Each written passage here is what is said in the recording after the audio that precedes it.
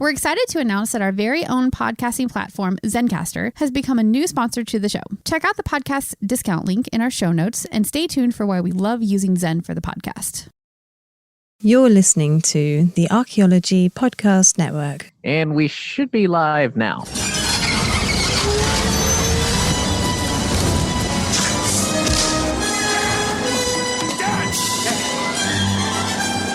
You call this archaeology? Get out of there, Dan!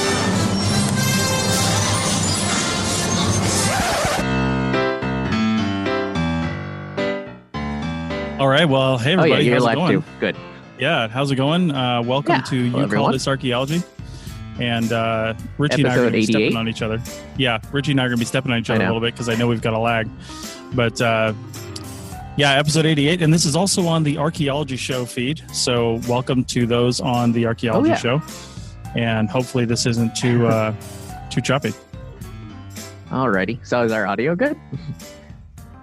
Yep. Just checked it. Already sounds okay. Oh, perfect. So, already. Yeah. So what's going on, Richie? Oh, let's see. I got back from a project and pretty much on hold everything else.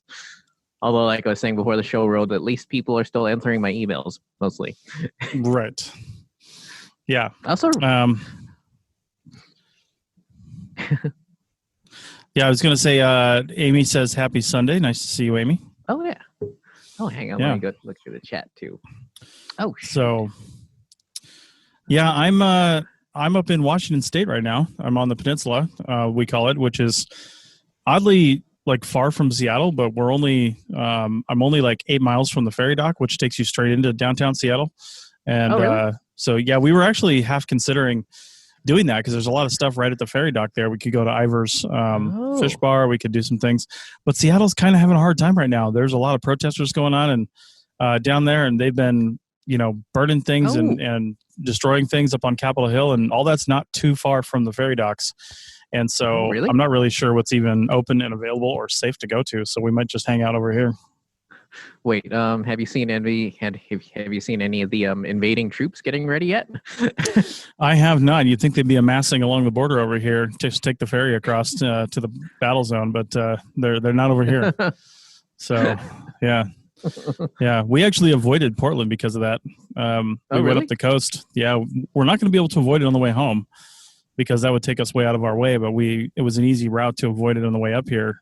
Because when you go through Portland on the interstate, you're just like a couple streets from downtown, and there's a whole bunch of twists and turns, which aren't very fun in an RV anyway. And a lot of roads you got to make sure you get on, a lot of off ramps and things like that. Even if you're just staying on I-5, it's kind of a nasty mess through Portland. So, yeah, but we'll see. In about 2 weeks, we'll be going through there. So. Oh wait. So how are things in the RV? Things are good. Things are good. It's a used rig, so there are some issues which we're going to have taken care of. It's under warranty, so. No big deal, but they're a little bit annoying. Like our air conditioner in the other bedroom is not coming on. It was working 2 weeks ago, and now it's not coming on anymore. Yeah, we've got another air conditioner up front, and that one's working fine. But it's little things like that. Plus, we've got a leak in our shower. I know where the leak is, but it's hard to fix. And what do you mean a leak though? Well, it's like it's a corner shower, and where the glass walls.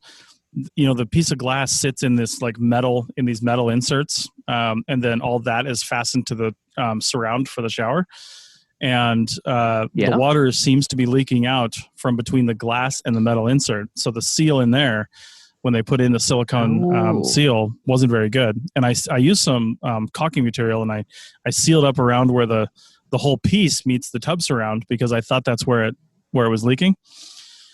And I think it probably was a little bit, but it didn't fix it because it's still leaking up in the metal and the glass area there. So I've got to try to fix that now.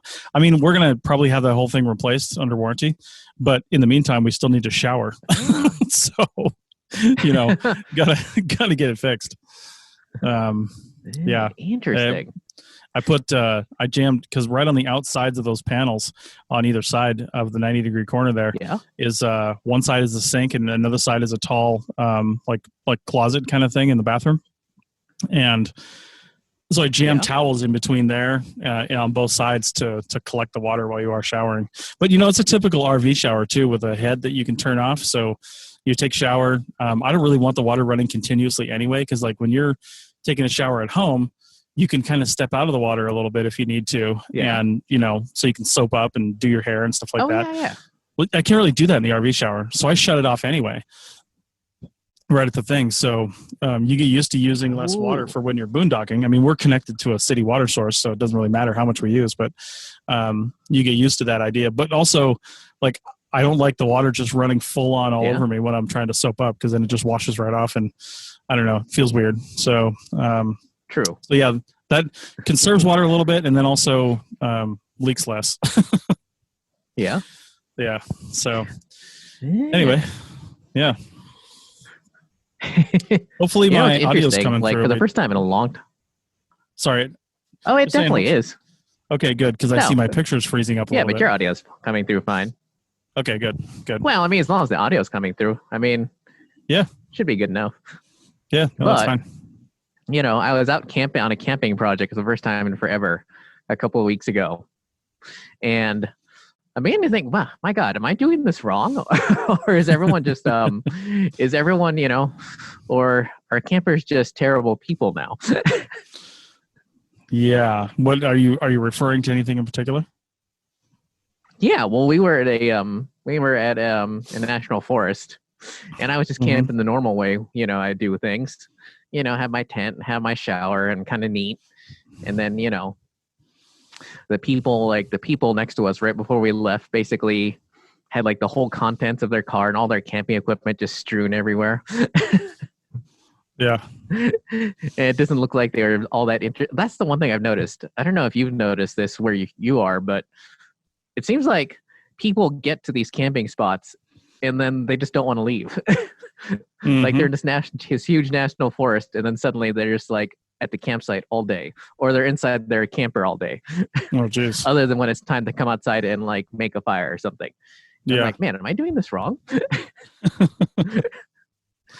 Well, I do think that some people like to just leave their house and be somewhere else, and there is something to be said for that. But you're right. When people just spend their whole time inside and never go out and do anything wherever they're camping, it's like, well, why don't you just go camp, in a Walmart parking lot then? If you're going to stay inside the camper all the time, why are you taking up a good campsite? Oh, so, that's also the other interesting thing, because obviously I've been watching a lot of van life videos on YouTube, and a lot of people who are posting these why van life sucks sort of videos are like, literally just go from city to city to city. And I'm like, I don't feel like that's the whole point of the van life, is to just go from city to city to city. I might be wrong. Because, a lot of them are like, I can't leave my camper ever because stuff might get stolen. And I'm like, why didn't you just go Airbnb to Airbnb to Airbnb if you didn't want to be out in the countryside? Maybe I'm looking at that wrong too. Well, again, I don't know. I guess it depends on where they're staying in their vans. Like for us, we're paying for the campsite this week just because we wanted to be here for some specific reasons. But we've got this membership with a campground that basically gets us free camping. Sure.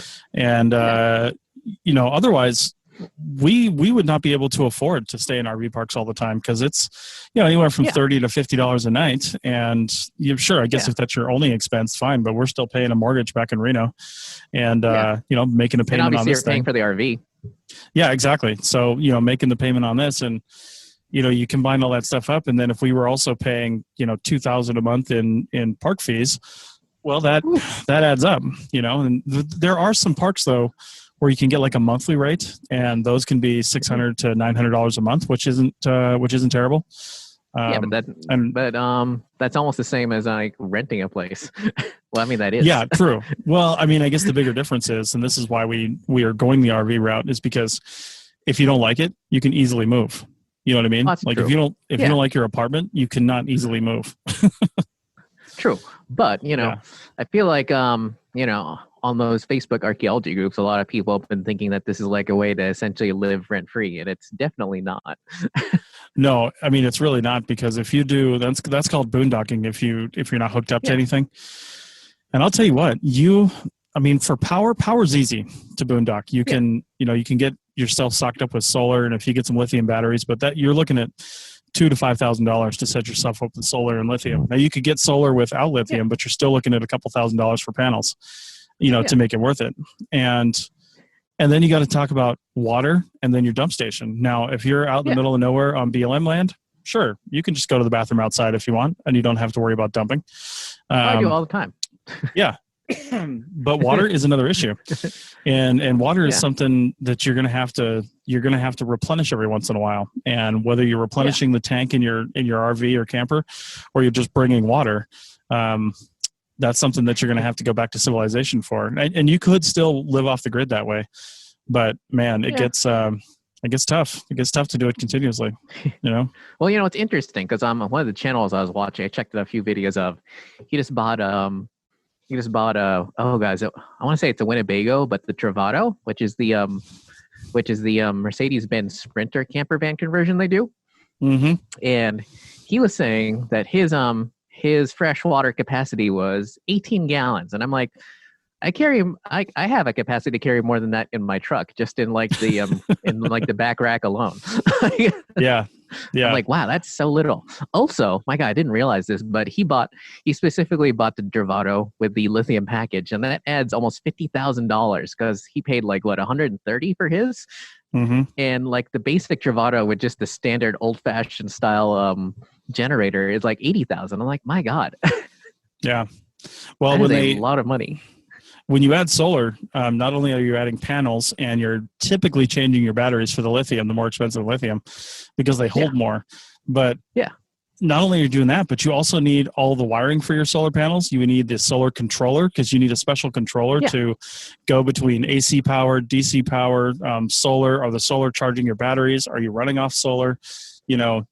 All that needs to be controlled through a power panel. And that's like when we go solar on this thing, we're going to have to get a new power panel because our current electrical setup just won't take in solar efficiently. I mean, we could just hook solar into the batteries and be done with it, but we need to be able to read that and monitor it and figure out what we're doing. So, real quick, Corey Bruce commented here, Webster on location for a mobile command.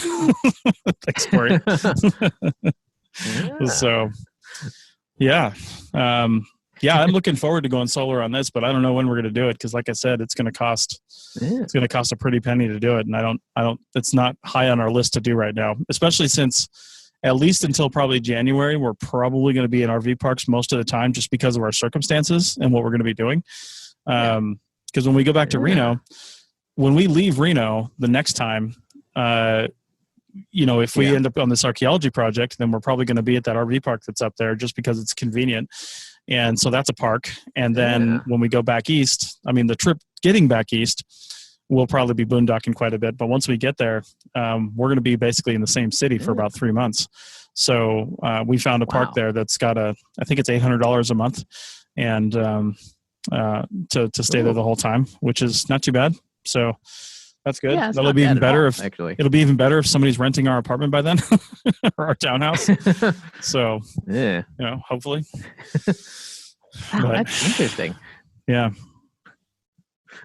Because I got a whole bunch of new camping equipment, and I am depending on when I can get this whole computer situation solved. Because my new graphics card. Because I have to get a second new graphics card. Is supposedly down the street at the post office, and so hopefully they can drop it off tomorrow. We'll see. Nice. Yeah, because literally I haven't been able to do any editing. Like this is about as much as I can do with this computer right now. What we're doing right now. Yeah. Hey, let me mention real quick, because there's people listening to this recorded on the Archaeology Show podcast. And I just want to mention, if you want to see us live, head over to arcpodnet.com/Facebook, or you can hit us on Richie's YouTube channel at Happy Archaeology Fun Time. Yeah, and those of you that are watching us right now live, there was 12 a second ago, now there's 11.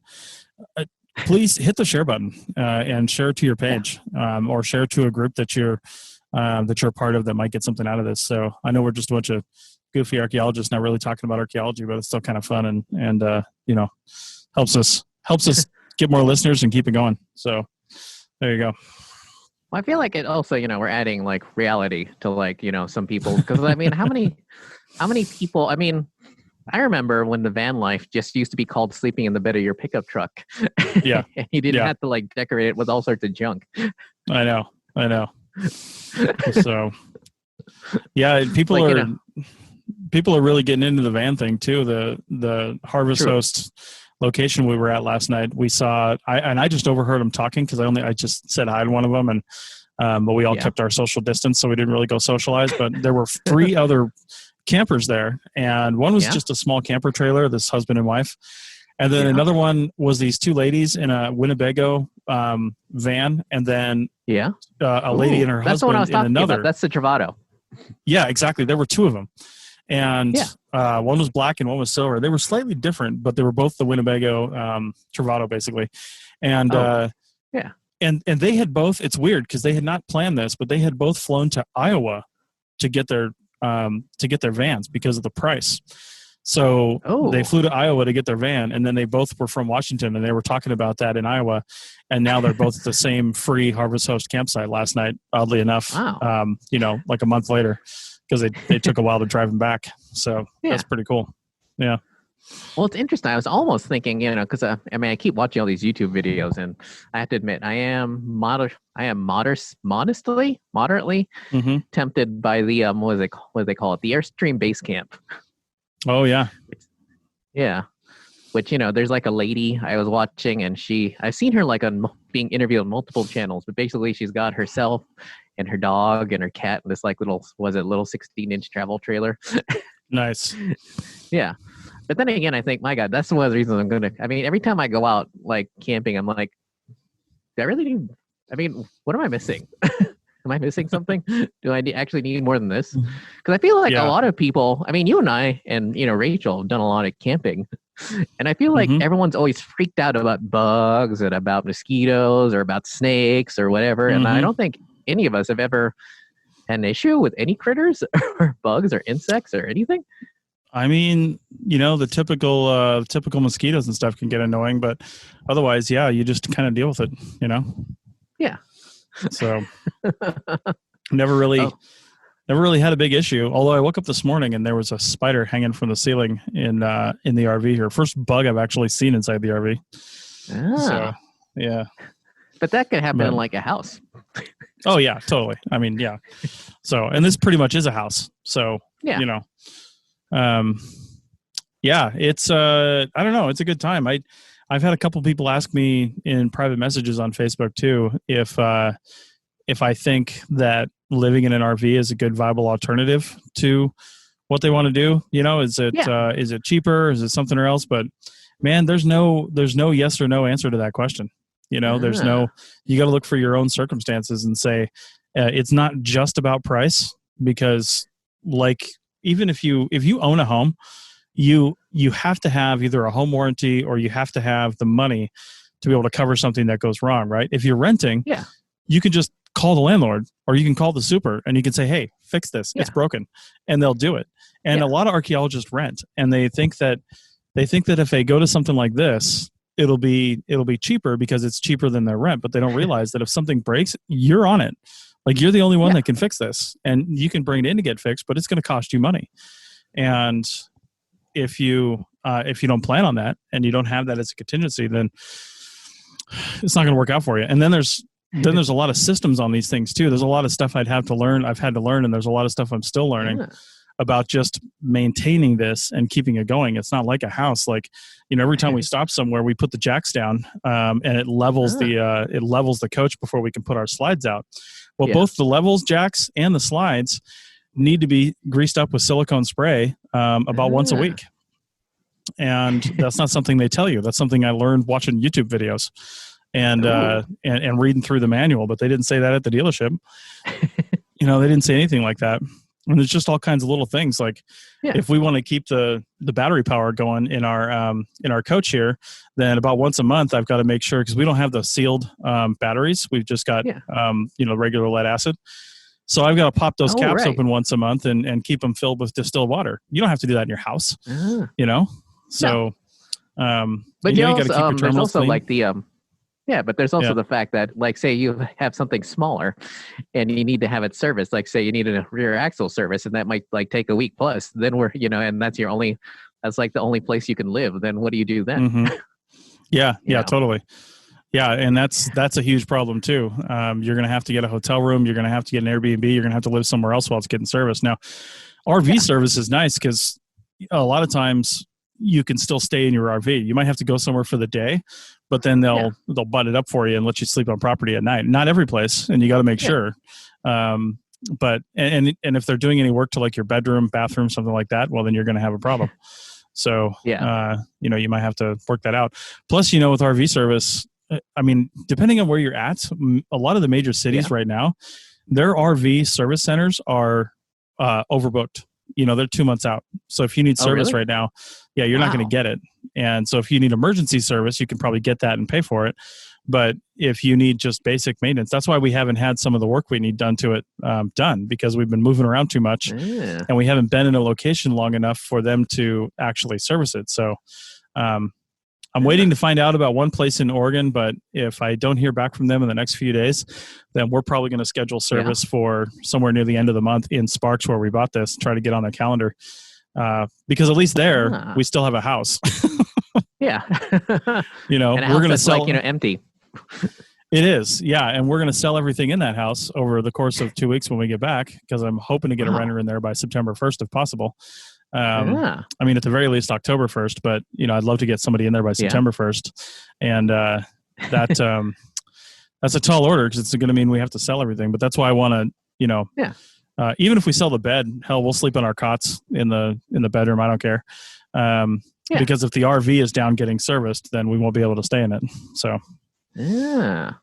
Chris Webster here for the Archaeology Podcast Network. We strive for high-quality interviews and content so you can find information on any topic in archaeology from around the world. One way we do that is by recording interviews with our hosts and guests located in many parts of the world all at once. We do that through the use of Zencastr. That's Zencastr. Zencastr allows us to record high-quality audio with no stress on the guest. Just send them a link to click on, and that's it. Zencastr does the rest. They even do automatic transcriptions. Check out the link in the show notes for 30% off your first 3 months, or go to zencastr.com and use the code TAS. Looking to expand your knowledge of X-rays and imaging in the archaeology field? Then check out An Introduction to Paleoradiography, a short online course offering professional training for archaeologists and affiliated disciplines. Created by archaeologist, radiographer, and lecturer James Elliott, the content of this course is based upon his research and teaching experience in higher education. It is approved by the Chartered Institute for Archaeologists as 4 hours of training. That's in the UK, for those of you that don't know. So don't miss out on this exciting opportunity for professional and personal development. For more information on pricing and course structure, visit paleoimaging.com. That's PALEO imaging.com, and look for the link in the show notes to this episode.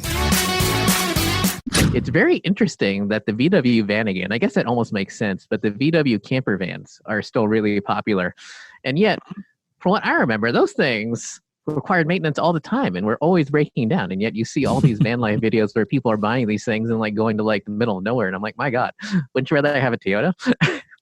Well, I'll tell you what, man, these YouTube channels are all the same. They highlight the good stuff and they don't focus enough on some of the bad stuff and the challenges. Some of the better RV videos I follow, they focus on, not only the good times, but they also talk heavily about maintenance. They talk about when something goes wrong, instead of just, this is hard for us to remember too. Like, we've had a couple things go wrong and we haven't done this, but we haven't had anything like go dangerously wrong. Like we'd had to stop on the highway and fix something. But, I feel like we need to be socially responsible to our YouTube channel if something does go wrong, and don't freak out. Grab the camera before you even call roadside assistance and have my wife filming me, call roadside assistance, have somebody come over, and then, get it all on video. That way someone can learn from that. Someone can learn from having that experience, because you just don't see enough of that on YouTube. You see the fancy sunsets and people sitting there with their glasses of wine in front of a sunset, and you see them, doing all the fun stuff, not living a real life.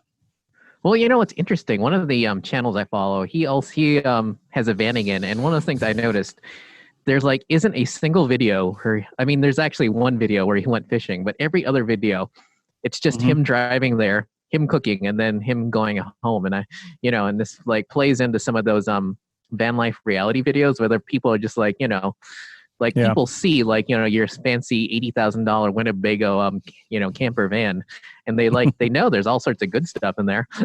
And that if you if you grab your hiking kit and you go like for a 2 or 3 day hike, that, not everything might be there when you get back.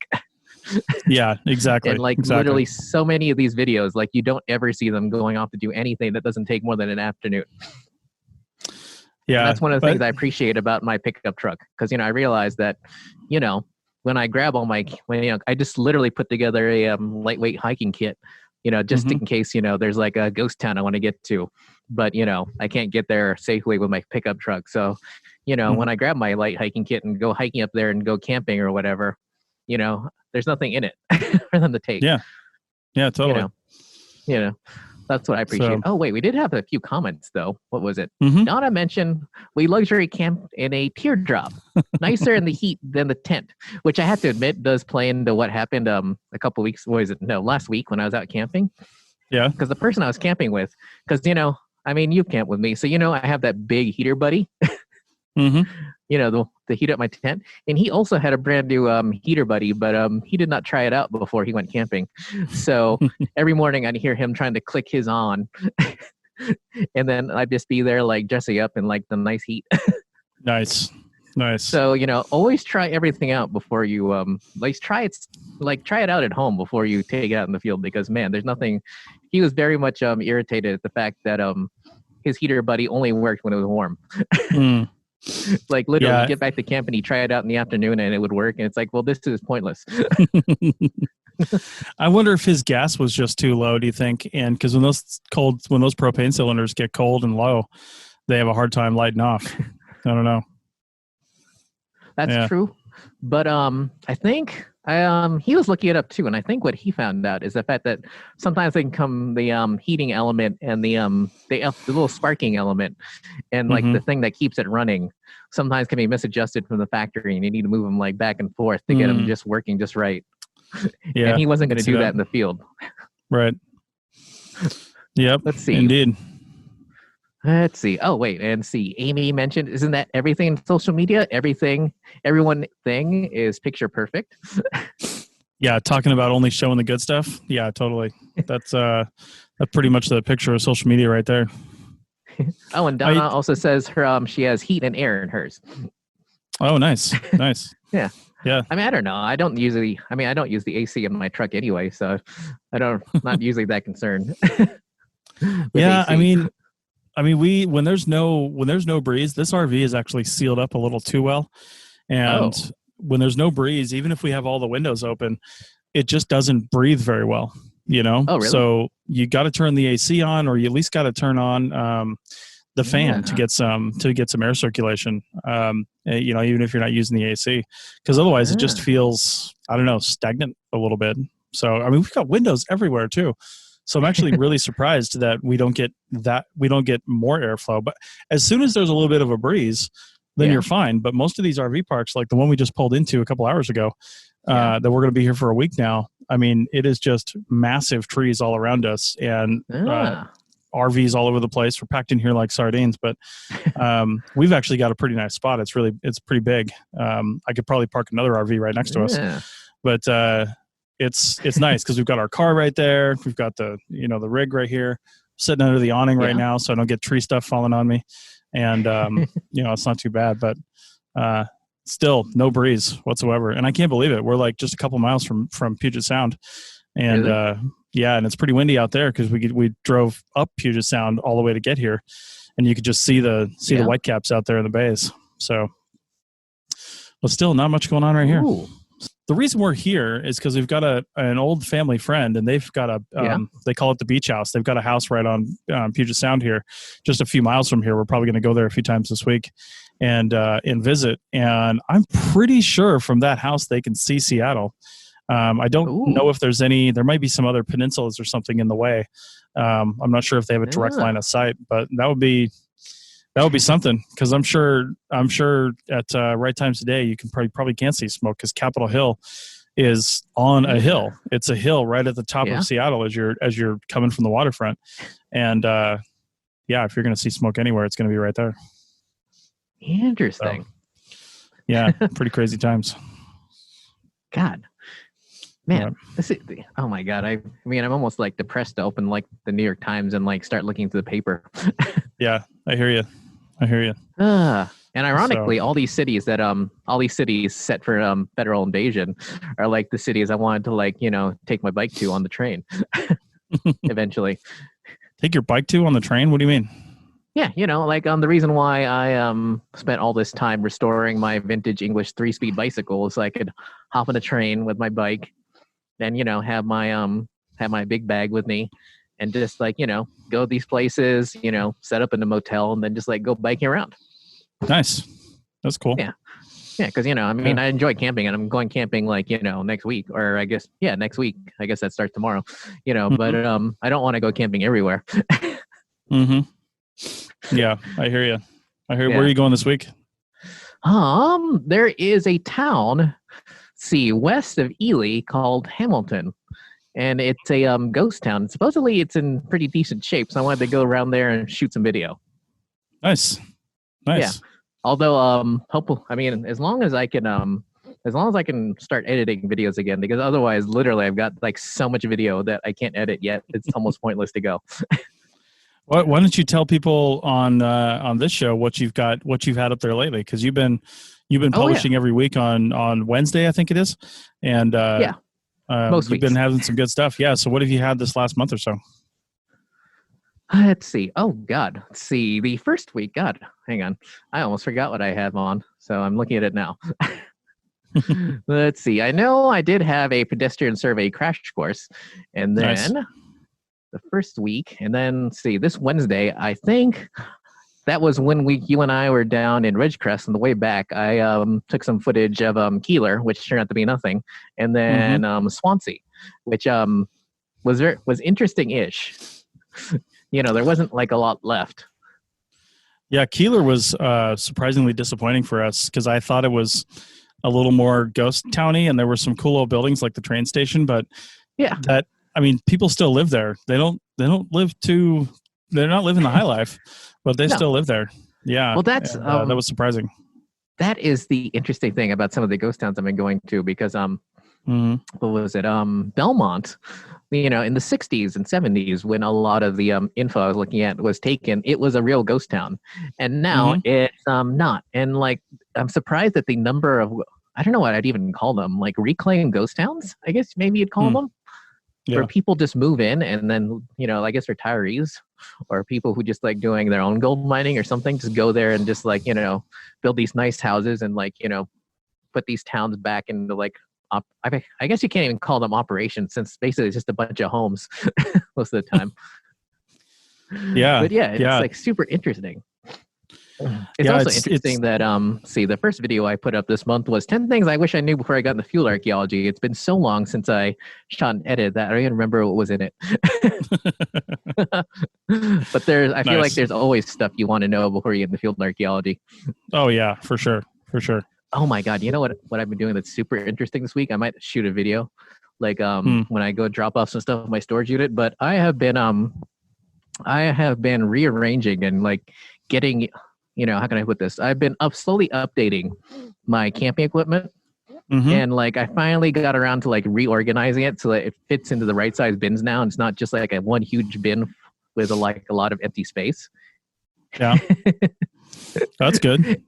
Yeah. And it's amazing how much smaller everything is. Like literally I was looking at there used to be one whole wall of my storage unit that was dedicated to like work equipment and camping equipment, and now like now half the wall is like empty, and the shelving unit I've got left, it's like 2 of the shelves like literally are just like random junk that I just haven't gotten around to like getting rid of. They're not even working anymore. And and so I dropped off another load at the Salvation Army, and now I'm like gonna bring some of the stuff back, and it's like I cannot believe how much like it's. I mean, hopefully the amazement in my voice is coming through because it's like amazing how much smaller everything is. Like it's like incredible.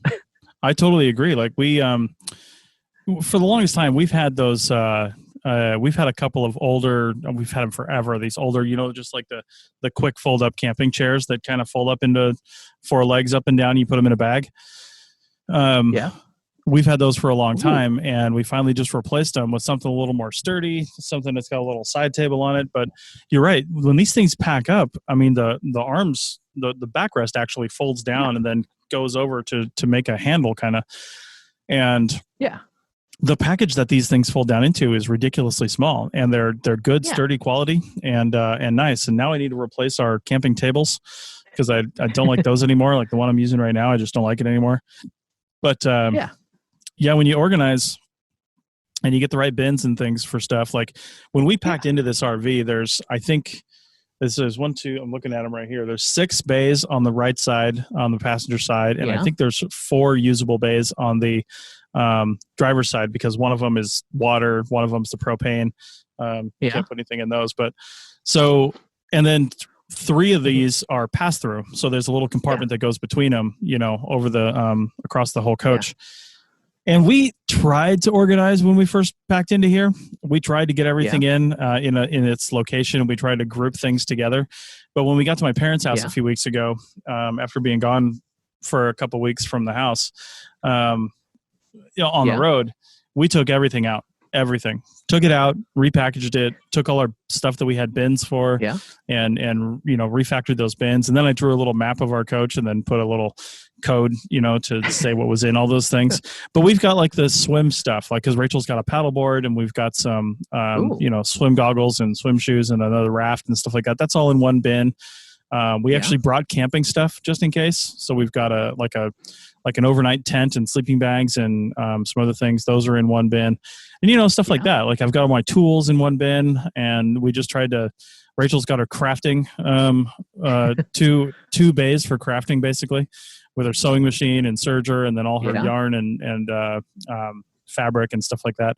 So when we really packed down and organized, it was nice. We really were able to get everything in there. In a good way. We actually have tons of space left over. We've got a whole storage bay that's not even used, and 2 pass-throughs that aren't even used. So, we're not necessarily going to fill them, but... I mean, I was originally thinking about...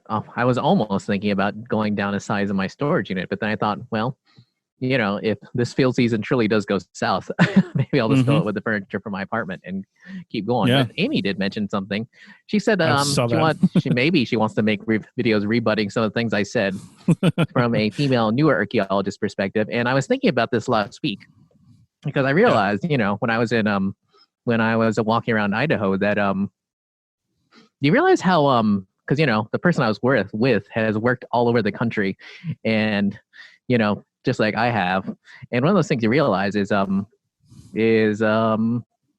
like how the equipment varies so much from region to region. Like, I mean, in California, I noticed when I was working in California almost all of last year, like you hardly needed anything like at all. Right. Right. Like a lot of the archaeologists I worked with didn't even have a compass aside from me and one other dude. And it was kind of like amazing. Whereas out here, like, out here in Nevada in the Great Basin, there are just some things that just don't work. Right. That's true. That's true. You got to have the right gear for the right location, and some places you use stuff and some places you won't. That's why it was when Rachel and I got rid of our apartment back in South Carolina 12 years ago. Yeah. And sold our cars and then bought a Toyota 4Runner. We were planning to work our way west, and we didn't know how long we were going to be on the road. So we had to pack basically everything we could into this 4Runner that would allow us to camp for multiple weeks at a time. Staying in a hotel room has its own set of gear. Like, as you know, if you don't want to eat out all night, you got to bring your own cooking stuff and things like that. And then also we needed equipment for survey. We needed equipment for pedestrian survey, for shovel testing survey. Yeah. We needed equipment for, excavation. And it was just, you got to pack all that stuff with you. And it was 2 of us packing everything into a Toyota 4Runner. And, we, even so, there were still some things that we had to go buy, or some things that we just didn't have. Like, for example, we got to Ohio in the middle of February trying to do shovel tests in minus 5 degree weather. And after the first day of just totally trying to break apart these frozen chert nodules, we went and bought these like hammers. It's like a Stanley hammer with a pick on the end of it. And that's what everybody was using. So we went and bought 2 of those. In fact, I just saw those. I still have them. And so we bought 2 of those, and that helped out. But that's not the kind of thing we considered that we would even need. We thought we had everything. Yeah. I mean, mostly we did. But if you're going to be on the road, you got to have all that stuff with you. Or if you're going to work in multiple regions, you have to be prepared to have all those things that you need to do that stuff. Like, for instance, I mean, if you drop the California archaeologist off in like the Midwest, they would be completely mystified why everyone has those giant clips on your backpack. But of course, if you work in the Midwest, then that's where you clip your shovel testing screen to. Otherwise, you have to carry that thing in, and that's like a real pain. Yeah, or totally. Alternatively, once you get west of Colorado, no one would even know why you would even want to sharpen your shovel. Yet, you go east of there, and people would be like completely horrified that you'd go around with a shovel that wasn't like sharpened. I mean, that's what you spend on your breaks in the East Coast. You either spend your break and your lunch sharpening your shovel or sharpening your trowel, whatever you happen to be doing at the time. Well, and that brings up a trowel too. Like, I think in a decade of working in the Great Basin, I don't think I've used my trowel more than a few times, and that was only because I've done just a couple of excavations. Mostly it's been survey, and on nearly every survey, I mean, I have my trowel in my bag, but it never comes out. Same here. Ever, not once. Yeah. Well, I mean, I use mine. I use mine when I go use the facilities. Yeah, I mean, that's really what it's for. But archaeologically, if that's all you're going to use it for, you may as well just bring a little garden shovel. I know. Well, you know what I found out the other day? I found out that Marshalltown actually makes a plastic replica of their trowel. Oh, really? Yeah, and I was thinking about getting one just to replace my regular trowel with, since that's really the only reason I have it. And it's like, well, it'll probably be a lot later. Nice. Yeah. You may have heard my pitch for membership. It's a great idea and really helps out. However, you can also support us by picking up a fun t-shirt, sticker, or something from a large selection of items from our TeePublic store. Head over to arcpodnet.com/shop for a link. That's arcpodnet.com/shop to pick up some fun swag and support the show. God, that would be super interesting. Just like take a survey, or like maybe take like a video survey of like what people from different regions use in the field as far as equipment goes. Yeah. Like, I mean, it still blows my mind that there are certain places in the country where, or certain like most California archaeologists I've ever met, either they have those crazy, super crazy fancy pocket transits, or they carry nothing. Like nothing at all. I'm like, go on. I think the thing people really need to remember is that just because something's working for you doesn't mean it's going to work for other people. And I think one of the problems archaeologists end up doing, because you and I have both heard this probably a million times, you'll hear somebody say, wait, you don't have this? Every archaeologist is supposed to have this. And then they realize they're the only one. And, or maybe they were on a crew, or they worked for a company one time, and everybody, everybody synced up and bought the same gear, and they all had these things because that's how we are as people. And then you get to another crew and you're like, I can't believe none of you have these things. And listen, there are 100 different ways to do exactly what you're doing. And there's 100 different pieces of gear that'll get the job done. So, I mean, there's a few universals out there. Like, I don't know. I never saw this out west. I don't know what the deal is with people out west. I think they're like, when you go out hiking in the desert, you just feel like you need to wear the right gear. But back east, we would see people show up on shovel testing projects that had, tennis shoes on, shorts sometimes, tight jeans, like they're going out, a night on the town sort of jeans. And that's not just women, that's men too. And but women wearing makeup. I'm not going to begrudge a woman for wearing makeup, but it seems like a little bit of a waste of time to me if you're going to spend a half an hour putting makeup on in the morning, which I know at least one person did. And again, I don't, to each his own, but it seemed like a waste of time. Well, I noticed that in California too. I noticed one person who, like, I was working with one person last fall, who didn't own a pair of work boots. He only owned like sneakers. And he, in the 2 or 3 years he had been in the field doing archaeology, he had never ever felt the need to like upgrade to anything. Like he wouldn't even seen it as an upgrade. He would have seen it as like uncomfortable, but the thing is, when you're in California and you're primarily just walking across ag fields. And the thing is, if you are from the Midwest or from the plains, you hear walking across an ag field, you think of one thing, but when you're walking across them in California, you're basically just walking across a dirt field. There's like usually nothing in them at all. And you bring up a good point about footwear, because so many people will say, oh, it doesn't matter what you're doing, you need this kind of boots and you need them to go halfway up your ankle and be this kind of boot and do these things. But I'll tell you what, if you look at your survey, and your survey is not on a mine, for example, because then you need steel toe. But if you go out for a hike, right? If you go out for a hike and maybe you're hiking off trail or something like that. Like I've hiked up in the Desolation Wilderness before in the southwestern corner of Lake Tahoe. Yeah. And in a lot of those areas, it feels like you're off trail because you're just boulder hopping across this like dry. I don't know, I guess dry wash, basically. There's a creek that does go down through there, and sometimes it's more severe than others, but you're crossing trees and you're doing these things. And I'm doing that in like, trail hiking shoes. They've got tread on them, but they're not high tops, and they're Merrells, but they're basically trail hiking shoes. Yeah. And I love those kinds of things. And if you're on a project with the same type of terrain, pairs of those. Yeah, exactly. And if you're on a project with the same type of terrain, just because you're working doesn't mean you have to wear an uncomfortable boot. You know what I mean? Like if you are fine, if you've got strong ankles and you're okay hopping around boulders, like, I don't know, like that China Lake project I was on, there was a whole section where we were it was like basalt boulders all over the place. And I'll tell you what, whatever you can hop around those on, the better. Now we were on a mine. No, we weren't on a mine. We were on a military base. That doesn't really matter. They didn't care what we wear. But the rattlesnakes dictated I was going to wear some taller boots. Not the terrain. Yeah. I mean, my God, that was like me like last month. But, oh God, what was I just thinking? I mean, when I was on that project in the Central Valley, I mean, literally no one carried a backpack. In fact, I think at least one or two of the field techs didn't even own a backpack, like at all. Like they couldn't even conceive of why you would need to carry a backpack, because literally we would just go out and then come back, and we wouldn't be more than a couple hundred meters from the truck ever. Yeah. So like they just couldn't conceive of why you would need a backpack. Whereas here in Nevada, like there'll be entire projects where the only time you see the truck is at the beginning of the day and the end of the day. Oh, and Silver mentioned a few things. Oh, go ahead. Mention Silver. No, say Silver's comment. Yeah. Oh, you want to read it out? Go ahead.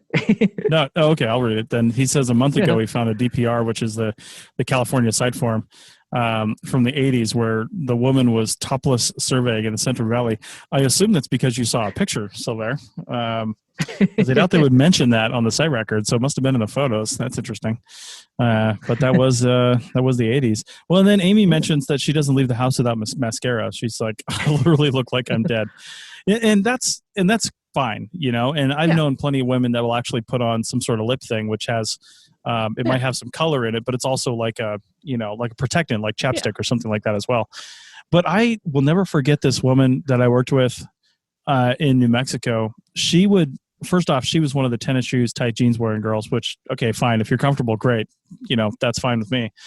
But she would put on so much makeup, and you could, like, the kind of makeup that you could really tell she had so much makeup on, with whatever the stuff that goes on your cheeks and stuff is, and all that. And at the end of a hot, dusty day of screening in the New Mexico high desert, just about an hour from Chaco Canyon, she looked like a geisha, like that flat look where you just got like, because all the dust was sticking to her makeup, and you weren't really sweating much because, I mean, even though you're drinking water all day long, it was so hot, it was just coming right off of you. So, you really had to watch dehydration out there. But so she wasn't like sweating through her makeup, but the dust would cake on top of it, and just.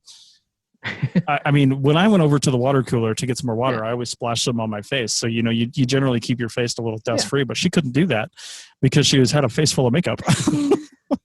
So, wow. But in the end too. Silver. Oh, go ahead.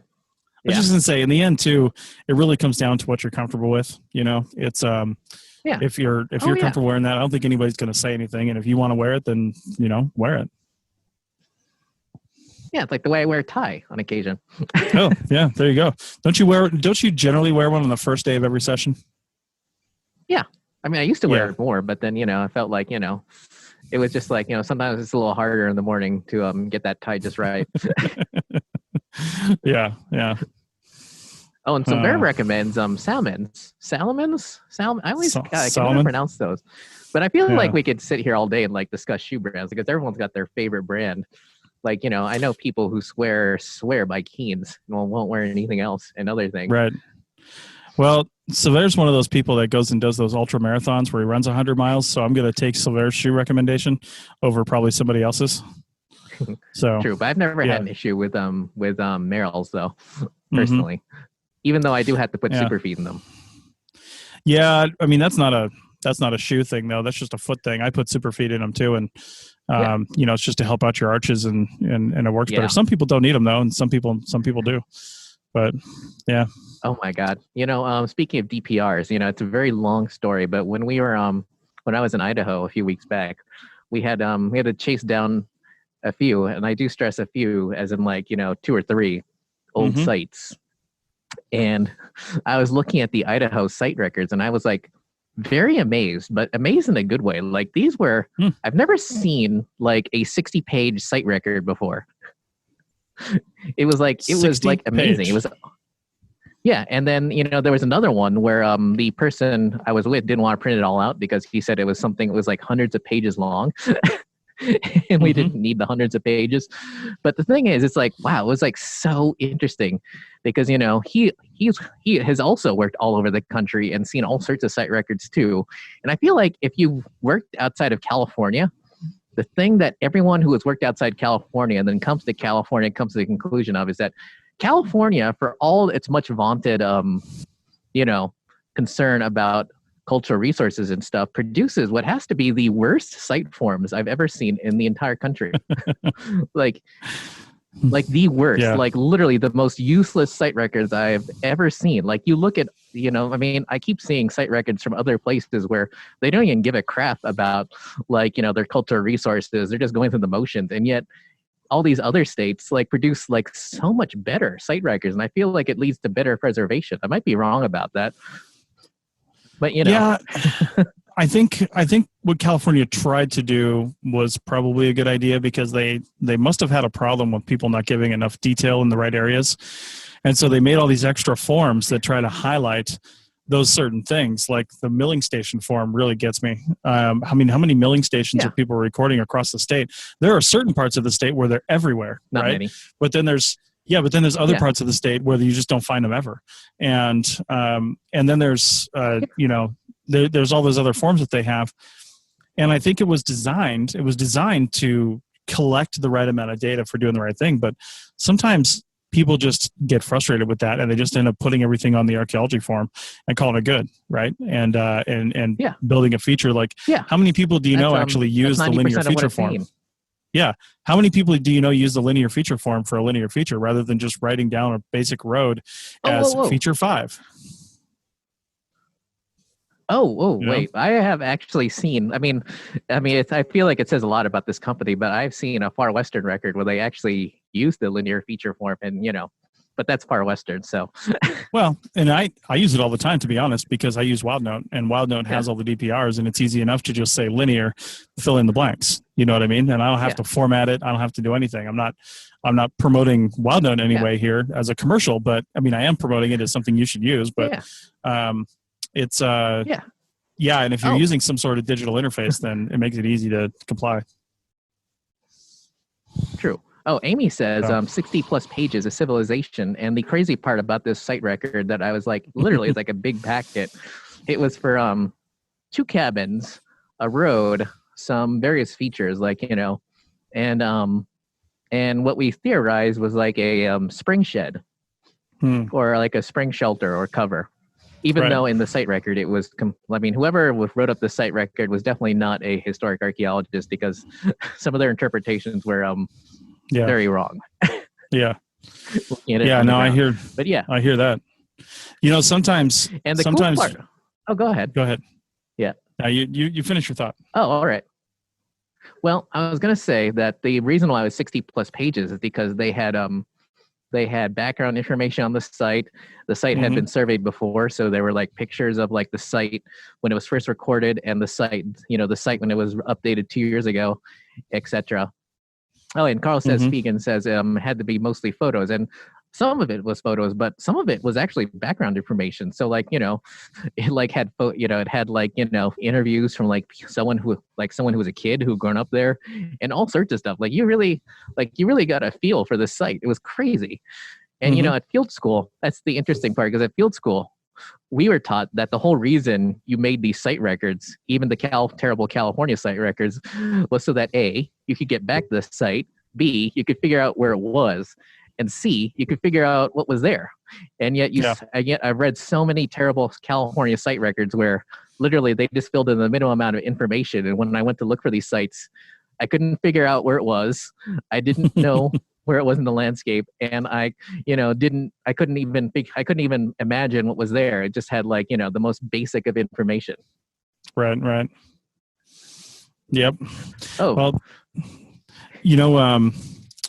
some of the times too is that these site records get so long is if it's an older site, and I mean older, and it was recorded 30, 40 years ago, if it's in an area that has to be resurveyed a lot, like for example on that mine that we both worked on up in northeastern Nevada, sometimes like I've got a site record up there that it's been recorded 3 times already, but each time the mine wants to do something, and if it's been over 10 years, then they have to re-record it, and then they leave it unevaluated for some reason, and then somebody else has got to go back in and look at it, then they leave it unevaluated, and now I've got to go back in, and the Forest Service in some of these cases wants the text of each previous site record in the site record. So I'm only creating a 1-page description, but I'm attaching it to a 40-page site record. So, so the whole history of it's there. True. But hey, man, we are at an hour, so I think we should probably call that, because I've got some more editing to do tonight. Yeah. Let's just close this out by letting everybody know where they can get all this stuff. So arcpodnet.com/archaeology is where you'll find this show on the Archaeology Show. And if you want to follow us on Facebook and you're listening to this recording and you're not already on Facebook, facebook.com/arcpodnet. And I'll mention a couple other things about the APN. We have a new membership program if you're listening to this in July of 2020. All the existing members were moved to this program. We did warn you, but then we moved you about a month later. And it's $7.99 a month now for all the plans. There's no multiple plans now. It's just $7.99 a month. And you get access to our Slack team, our members-only Slack team. And then you also get episodes ahead of time, usually when I'm far enough ahead, and but definitely ad-free. So if you want to listen to them ad-free, you can check into your member pages on the Archaeology Podcast Network.com page and then check those out. So, Richie, what are the sources where they can find all your stuff? Oh, I had a Happy Archaeology Fun Time. It's a website and my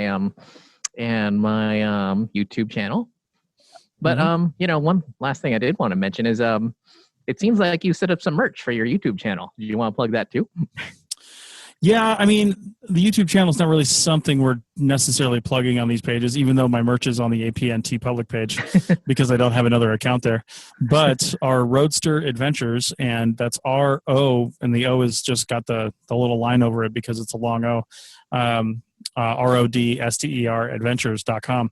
And if you click on our merch there, I just created a nice simple logo that we actually had and put in a decal and put on the back of the RV. That'll be up on our YouTube channel, that video of doing that. So that's pretty cool. It looks really nice back there. Yeah. But yeah, if you're interested in following us on YouTube, look up Roadster Adventures, R-O-D, not R-O-A-D, because that's the combination of my wife and I's last names. So Roden and Webster. And check it out, and you can get all the normal TeePublic stuff over there. We've each got Roadster Adventures masks, so we're masked up together when we go someplace. And she's got a T-shirt now, and they got all kinds of stuff over there. So yeah, check that out if you want. And Richie, we need to get your stuff up on the APN TeePublic page. We need to get this logo up there, and whatever else you want. Oh yeah. Yeah. Oh, before I forget, anything interesting? I mean, I haven't listened to all the episodes, but I have been following the you and Alan Gold's adventures a little. You want to plug that show, or is there anything interesting coming up in that one?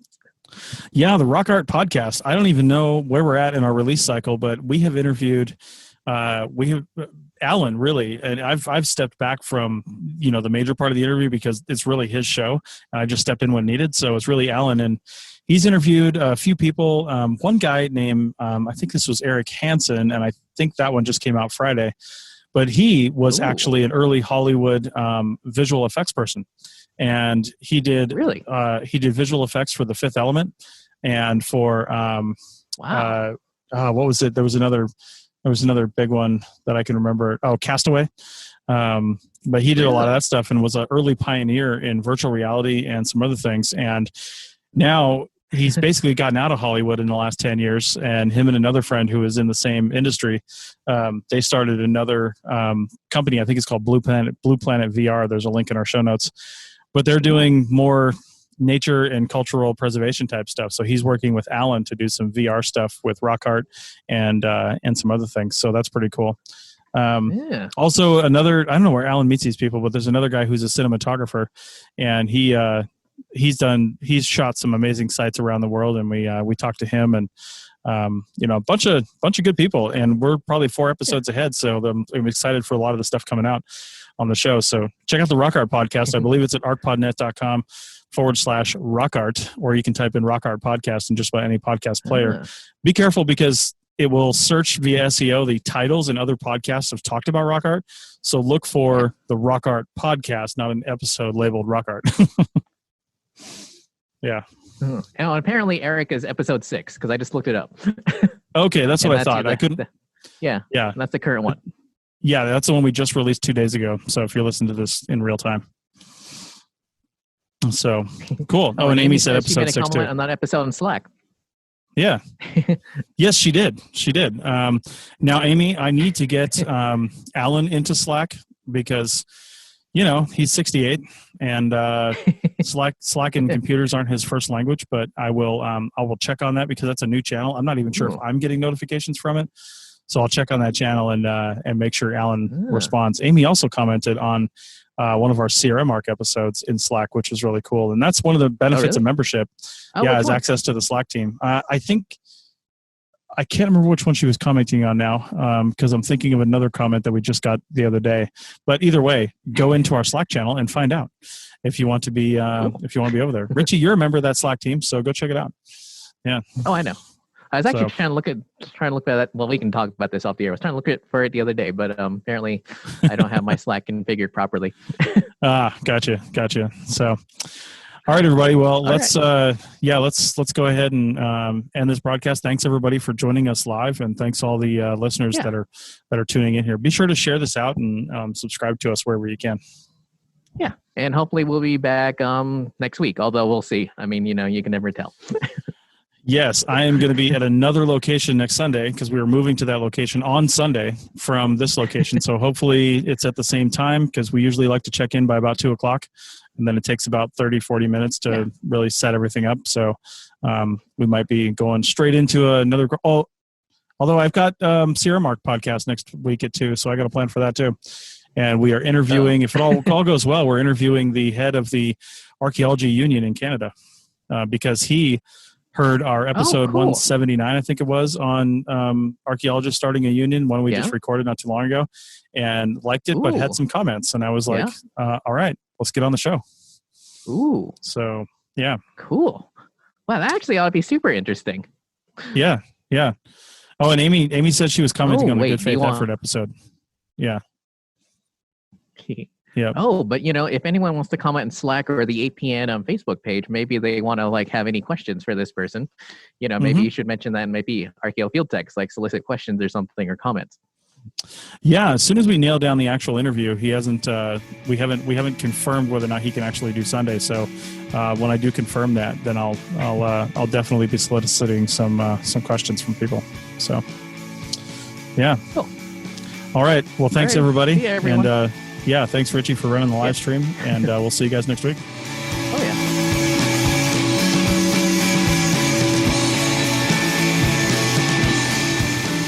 Thanks for listening to The Archaeology Show. Feel free to comment and view the show notes on the website at www.arcpodnet.com. Find us on Facebook, Instagram, and Twitter at ArcPodNet. You can also find us on the Lyceum app, a podcast app just for educational podcasts. Music for this show is called I Wish You Would Look from the band Sea Hero. Again, thanks for listening and have an awesome day.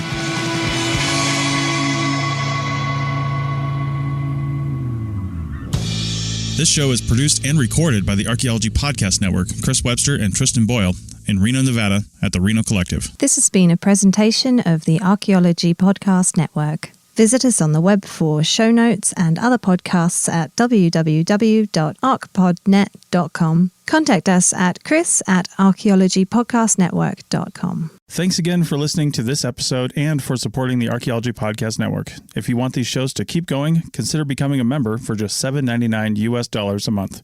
That's cheaper than a venti quad eggnog latte. Go to arcpodnet.com/members for more info.